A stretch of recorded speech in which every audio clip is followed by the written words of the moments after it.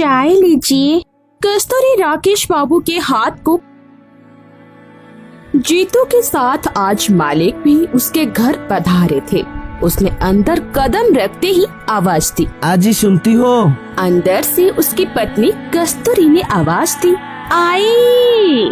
कुछ ही देर के बाद कस्तूरी जीतू के साथ खड़ी थी, पर जीतू के साथ किसी अनजान शख्स को देख उसने घूंघट कर लिया।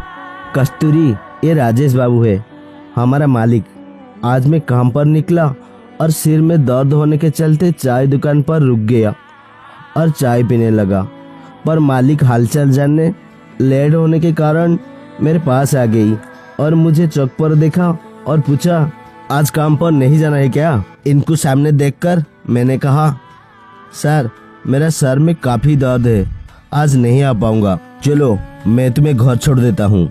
आज पहली बार मालिक हमारे घर आए हैं, कुछ चाय पानी का इंतजाम करो। कस्तूरी थोड़ा सा घूंघट हटाकर बोली, अभी करती हूँ। घूंघट की हटने से राकेश ने कस्तूरी का चेहरा देख लिया, मानो उस पर आसमान ही गिर पड़ा। चांद सा चमकता चेहरा, जैसे कोई अप्सरा हो। लंबी कदकाठी, लंबे बाल, लंबी नाक और पतले होठ। सामने में ढला हुआ उसका कतराया बदन राकेश बाबू को उसने झंझोड़ दिया था। इस बीच कस्तूरी चाय लेकर आ गई और राकेश बाबू की तरह बढ़ाते हुए बोली, चाय लीजिए।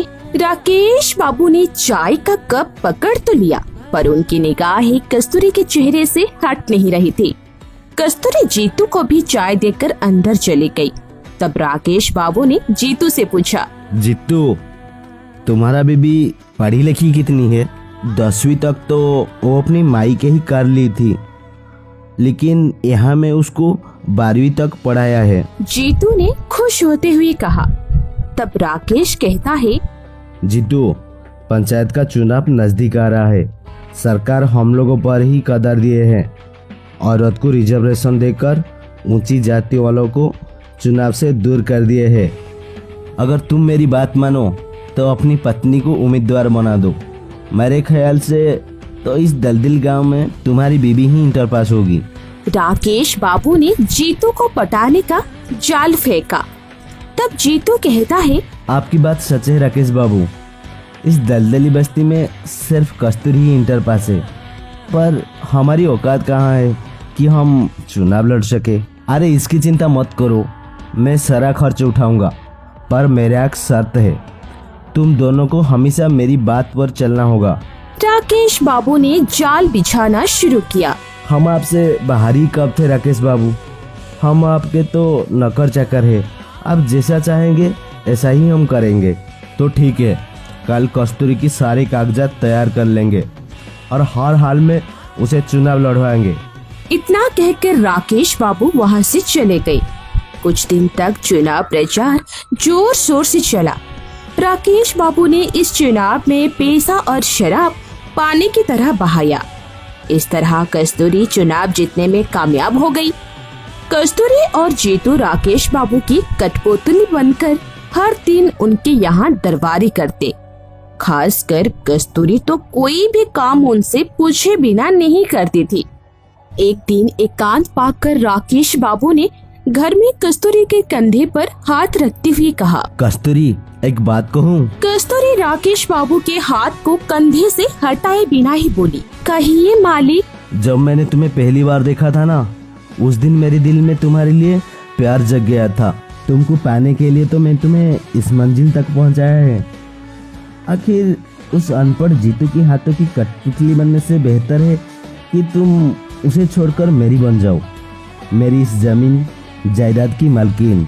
कस्तूरी नैनों की बाण उन पर चलाते हुए बोली, राकेश बाबू, मैं कैसे यकीन कर लूं कि आप मुझसे सच्चा प्यार करते हैं? कल तुम मेरे साथ चलो, ये हवेली में तुम्हारी नाम कर दूंगा। 5 एकड़ का जमीन, 5 लाख रुपया नगद तुम्हारी खाते में जमा कर दूंगा। बोलो, इससे ज्यादा भरोसा तुम्हें और क्या चाहिए? कस्तूरी फीकी मुस्कान के साथ बोली, बस बस राकेश बाबू, अगर आप इतना कर सकते हैं तो मैं हमेशा के लिए जीतू को छोड़कर आपकी हो जाऊंगी। तो ठीक है।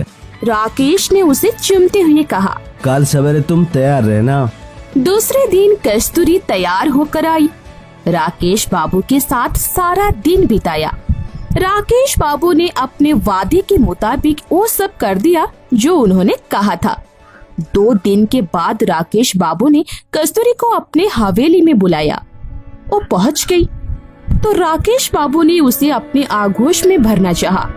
तभी कस्तूरी अपने कपड़े कई जगह से फाड़ते हुए बोली, बचाओ बचाओ। कुछ पुलिस वाले दौड़कर अंदर आ गए तो कस्तूरी राकेश बाबू से अलग होते हुए बोली, इंस्पेक्टर साहब, ये शैतान मेरी जिस्म से खेलना चाह रहा था। देखिए, मुझे अपने घर बुलाकर किस तरह बेइज्जत करने पर तुल गया। ये भी नहीं सोचा कि मैं इस पंचायत की मुखिया हूँ। इंस्पेक्टर ने आगे बढ़कर राकेश बाबू को धर दबोचा और उसके हाथों में हथकड़ी डालते हुए कहा, ये आपने ठीक नहीं किया राकेश बाबू। राकेश बाबू ने गुस्से में कस्तूरी को घूरते हुए कहा, धोखेबाज, मुझसे दगाबाजी करने की सजा तुम्हें जरूर मिलेगी। आज तू जिस कुर्सी पर है उस कुर्सी मैंने ही तुझे दिलवाई है। आपने ठीक कहा राकेश बाबू। अब वो जमाना गुजर गया है जब आप लोग छोटे जातियों को बहला फुसला कर खिलवाड़ करते थे। अब हम इतने बेवकूफ नहीं रहे। देखिए इस कुर्सी का करिश्मा। मुखिया तो मैं बन ही गई, साथ ही आपने रातों रात मुझे झोपड़ी से उठाकर हवेली की रानी बना दिया। लेकिन अफसोस, रानी तो मैं बन गई पर आप राजा नहीं बन सके। राजा तो मेरा जीतू ही होगा, इस हवेली का। राकेश बाबू अपने ही बुने जाल में उलझ गए।